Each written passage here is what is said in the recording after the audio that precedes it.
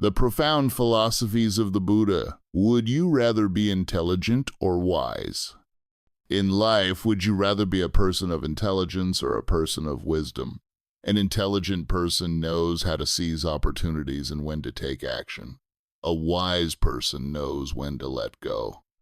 Therefore, being able to pick something up is intelligence, but being able to put it down is wisdom. An intelligent person displays their strengths, adorns them, and shows off all their talents. A wise person lets others display their strengths while they quietly work in the background. For example, at a party, an intelligent person is busy talking nonstop, much like a teapot. A wise person is busy listening to others speak, like a teacup. In the end, the water in the teapot will have to be poured into the cup. An intelligent person usually does not want to suffer losses, but a wise person can often bear them. An intelligent person can always protect their own interests when working with others. For instance, in business, they always manage to secure profits. But a wise person does not pursue maximum profit and instead prioritizes the interests of others, sometimes even accepting losses. A wise person understands that if you don't let go, you cannot receive. An intelligent person pays attention to details, whereas a wise person focuses on the bigger picture.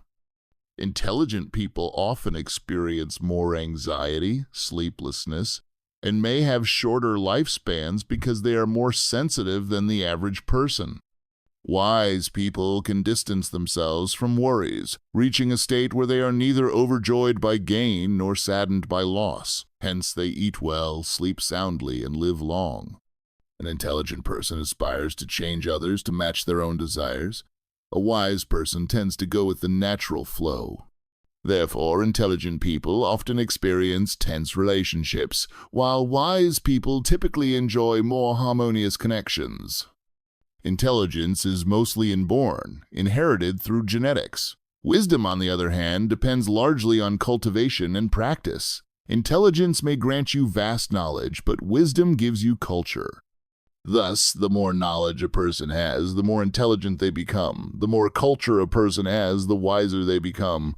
Intelligence relies on the ears and eyes, sharp ears and keen eyes.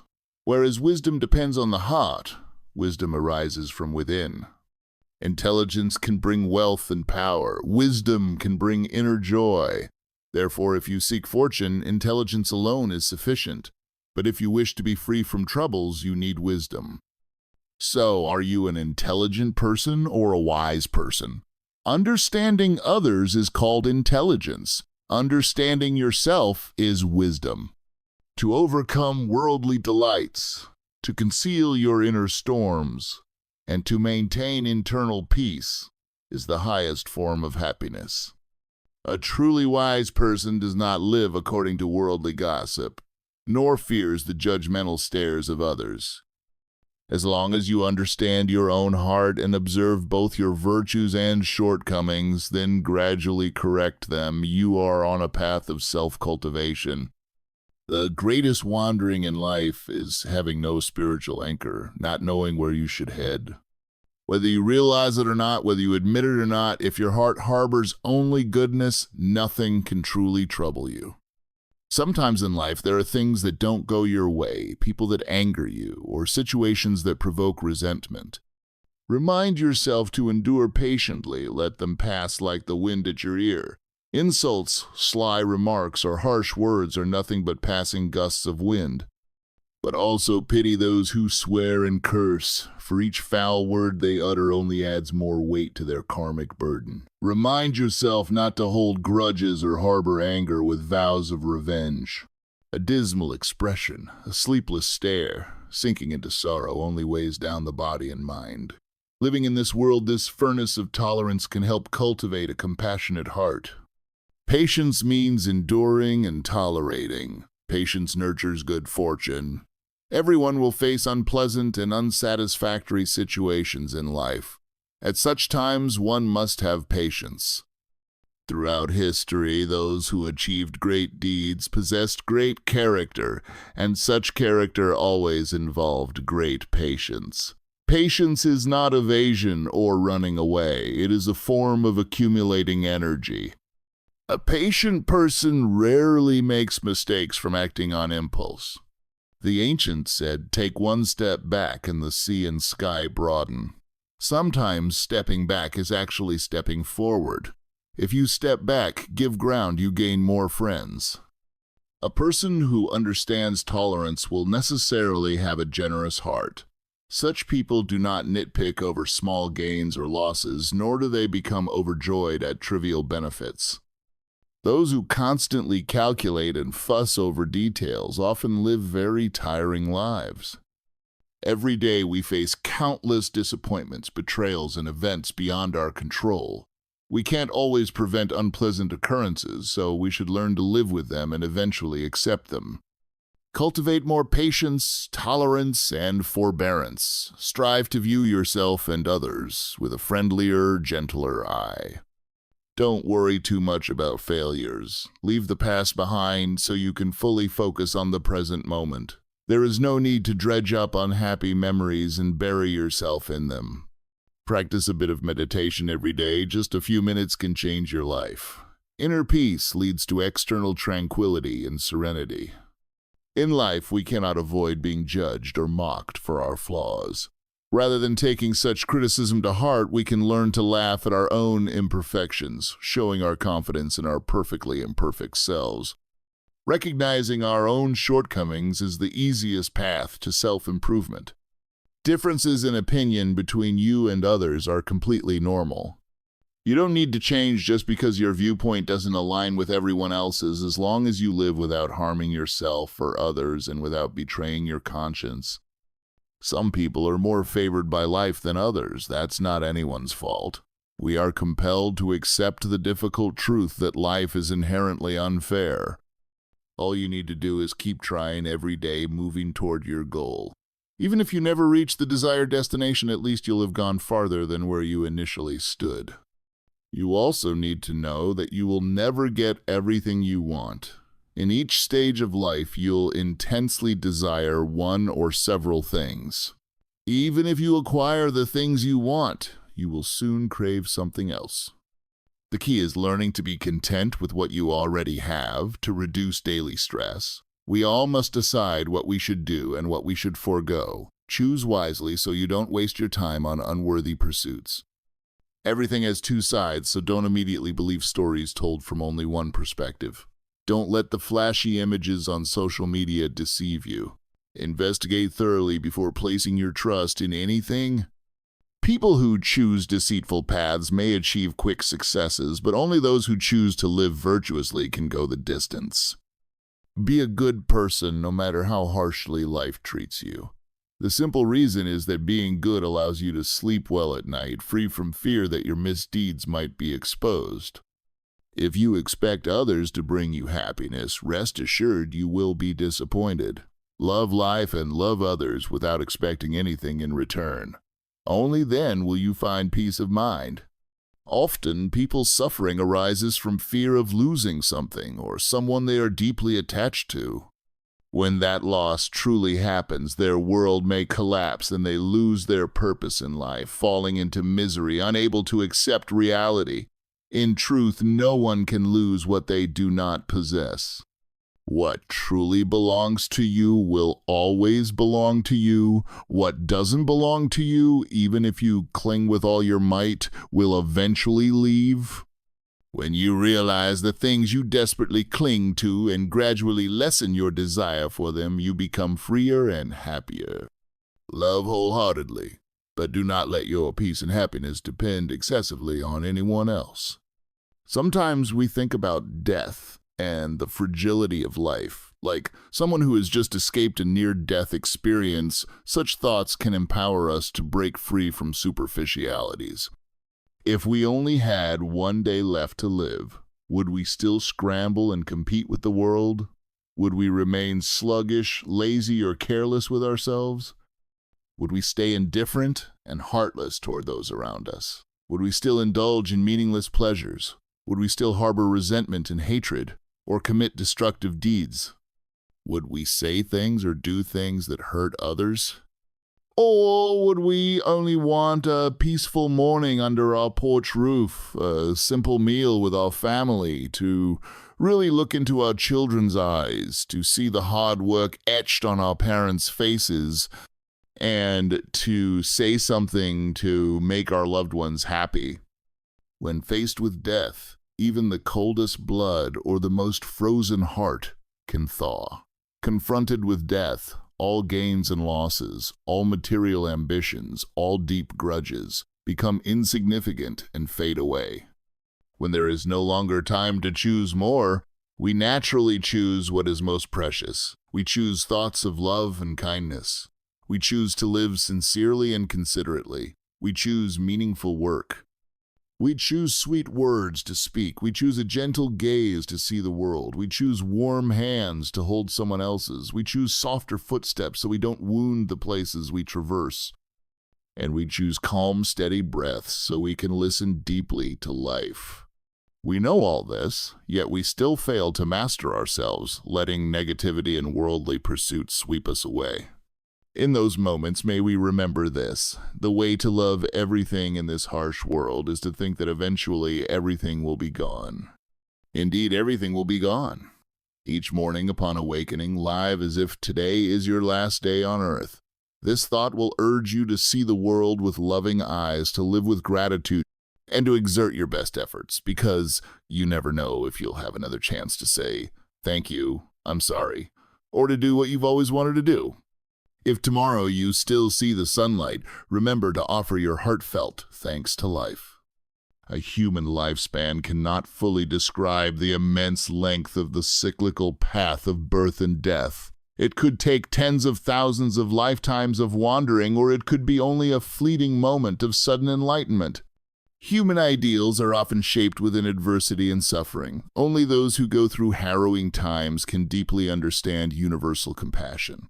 Sometimes, a simple, kind-hearted person holds one thought of loving others. All that is needed is a bit of understanding and compassion, and mistakes dissolve into beams of light. Everyone shies away from suffering, yet they remain entangled in worldly cravings. Some only want peace and quiet, preferring not to show their hardships. Peace is not difficult to find only if our hearts are willing to let go.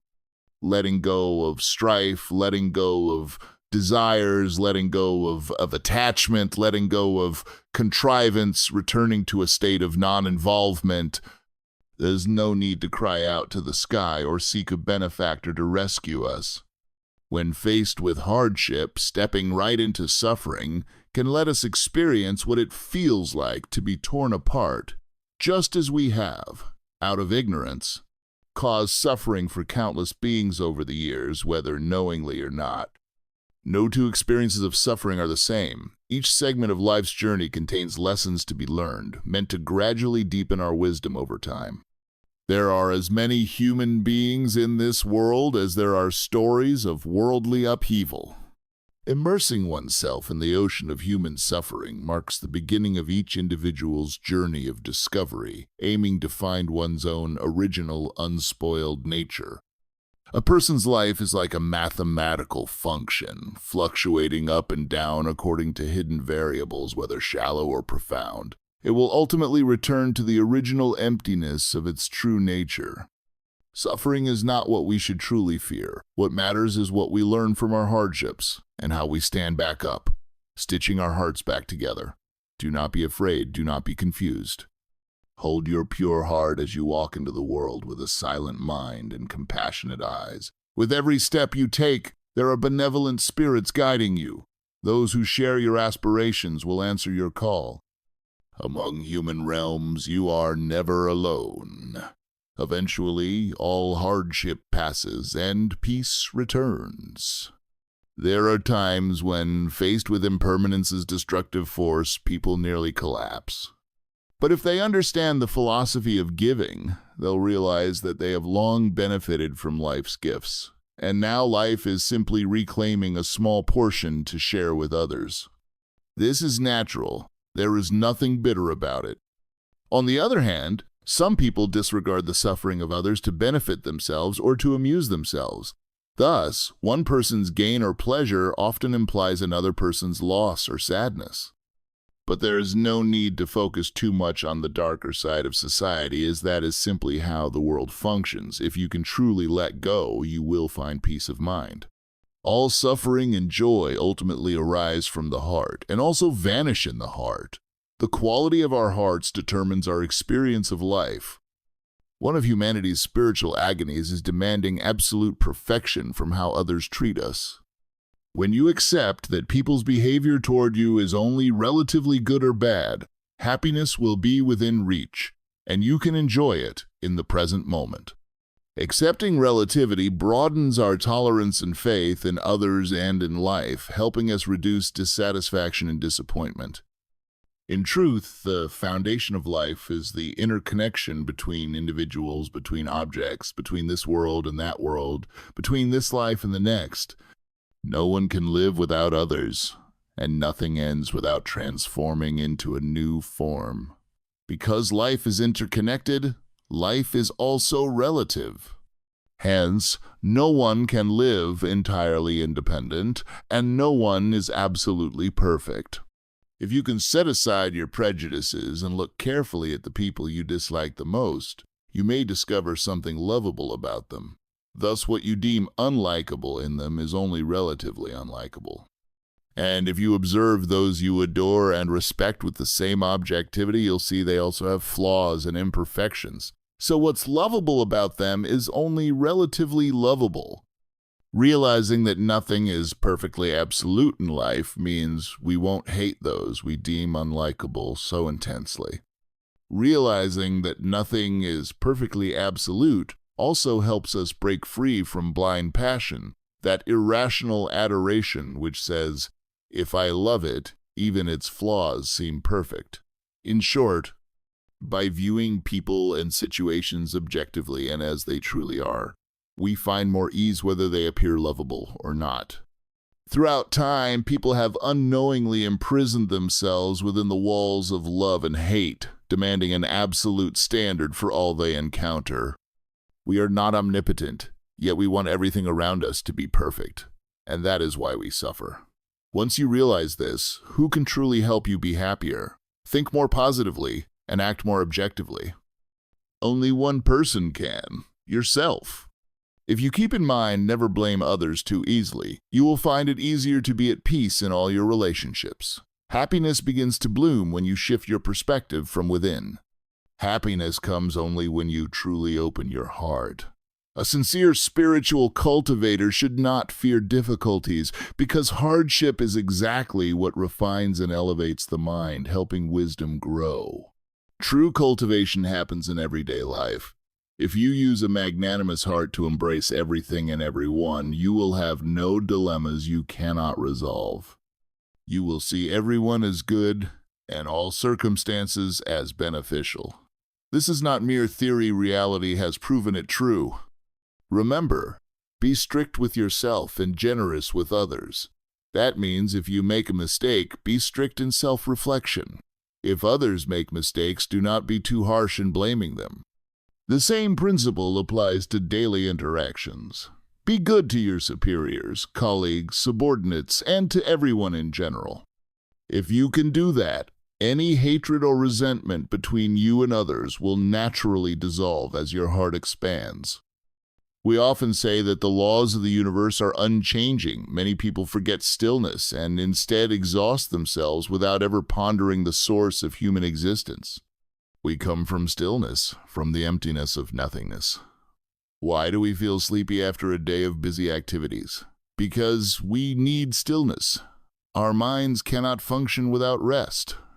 When faced with a particularly difficult or complicated problem that seems impossible to solve, the first thing we usually do is calm our minds, regain our stillness, and not think about it for a while. Suddenly, a feasible solution appears from within our thoughts. This is the effect of stillness. If something is too hard and you think too much about it, your mind grows tense, your nerves stretch to the breaking point. Ultimately, such stress can make you ill or worse. When someone asks, "What is happiness?" there is an answer. Happiness is when all that is perfect in life feels complete, put in place, and discovered. Many people always want to be more perfect, believing that perfection brings happiness. In reality, we can be happy without being perfect. There is an old story about a circle that was proud of its perfect shape down to the last millimeter. One morning, it woke to find that it was missing a triangular piece. Feeling despondent, the circle decided to set out on a journey to find its lost piece. Now, incomplete, it rolled very slowly. Going from sadness over its imperfection, it began to enjoy the warm sunlight, the chirping birds, the scent of flowers by the roadside, and it chatted with insects. It encountered many delights. It found many pieces, but none of them fit perfectly. So it kept rolling on.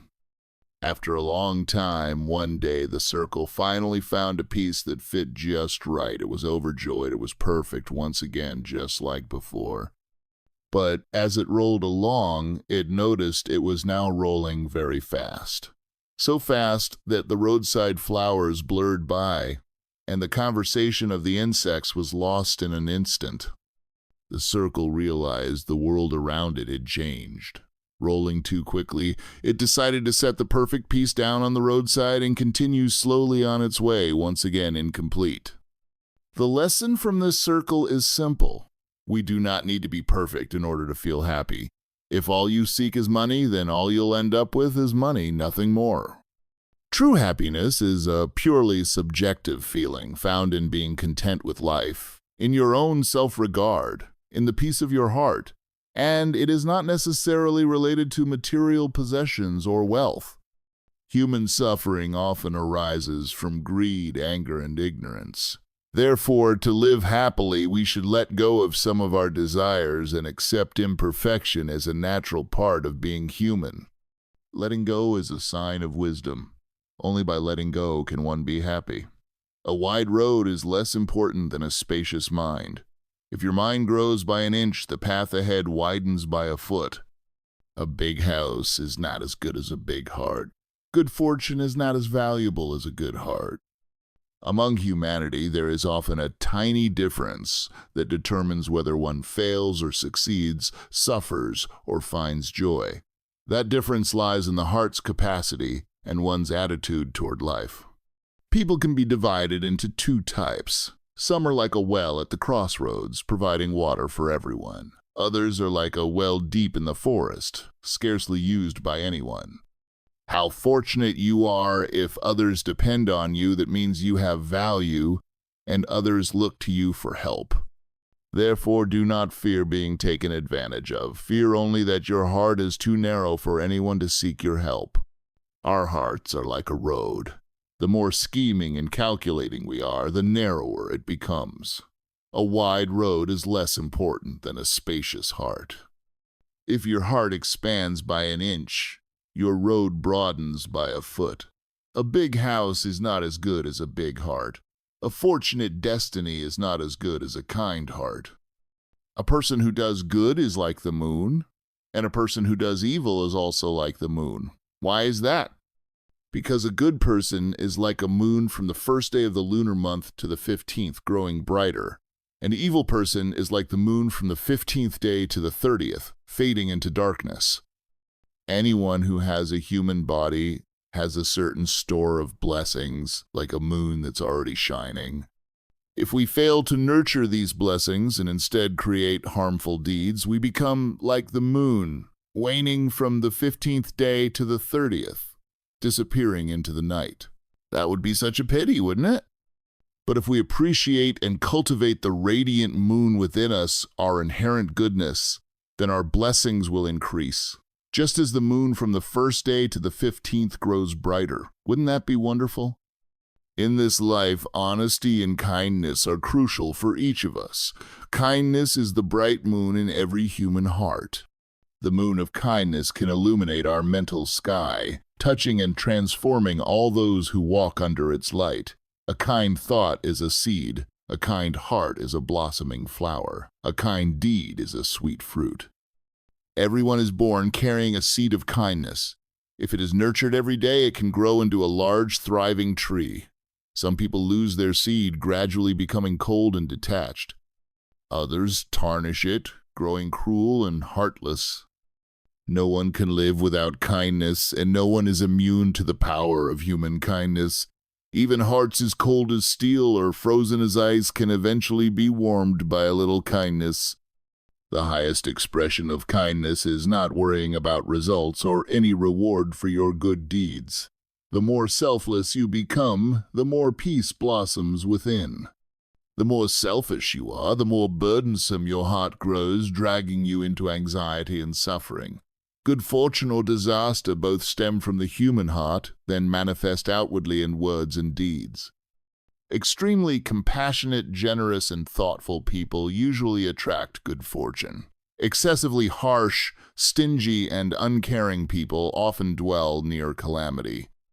We ordinary people, our eyes clouded by illusions, cannot see these things clearly and thus think that our destiny is uncertain. But when your heart is absolutely sincere, it resonates with universal law, and you can foresee blessings approaching by observing your own kind deeds, or foresee disasters by examining your wrongdoings. If you want blessings and wish to avoid misfortunes, don't just talk about doing good, start by correcting your mistakes. Reflect on the sages of old who, though they too were ordinary humans, could become teachers for all ages. Meanwhile, why do we remain so mediocre, as useless as chipped bricks or broken tiles? We are tangled up in worldly emotions, doing things contrary to morality. Yet we believe that if no one else knows, there's no need to feel ashamed. Then one day we die, perhaps to be reborn as animals without ever realizing it. Truly nothing could be more shameful. Knowing shame is a core virtue of humanity. Preserving it makes one a saint, while losing it reduces one to beastly behavior. Therefore, to feel shame is the foundational element of correcting your mistakes. Next, cultivate a sense of fear of doing wrong. Heaven and earth see all. Spirits and deities cannot be deceived. If you commit a serious offense, you will face countless misfortunes. If the offense is minor, you will waste away your existing blessings. So how can one not be afraid? Not only in secret places, but also in public. If you do something wrong, even if you mask it perfectly or justify it skillfully, eventually the truth will come to light. Ultimately, you cannot fool your own conscience. When others discover your wrongdoing, your reputation becomes worthless. Is that not frightening? Moreover, so long as we still draw breath, we can repent, no matter how grave our sins.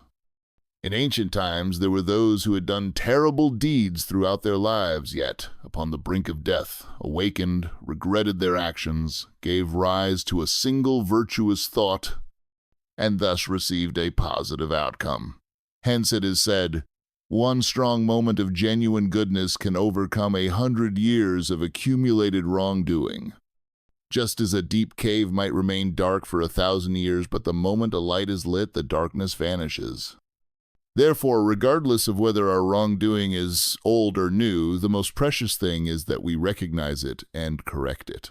Life is impermanent, and the human body is fragile. With one final breath, it's over no chance to repent or correct ourselves. Then, in this world, our name is forever stained, and even the most devoted descendants cannot cleanse it. In the realms beyond, we may sink into countless eons in hellish suffering. How can we not be afraid? Hence, if you wish to avoid misfortune and receive blessings, do good deeds and refrain from wrongdoing. More importantly, look within to correct your faults. Even if you have made many mistakes in the past, it is never too late to turn back. This is the teaching of the wise, proven through countless examples.